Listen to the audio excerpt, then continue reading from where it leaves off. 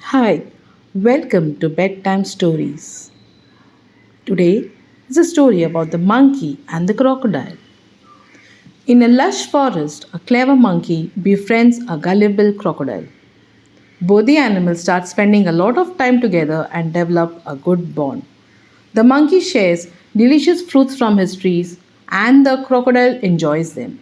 He even takes some for his wife, but the crocodile's greedy wife wants to eat the monkey's heart. To that end, the crocodile invites the monkey for a feast to capture him.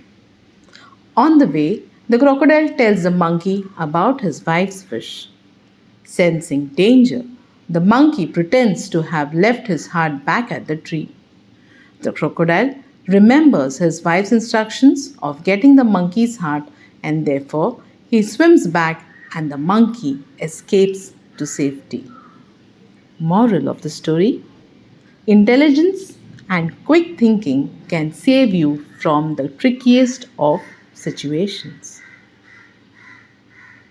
Thanks for listening to the story. Good night and sweet dreams.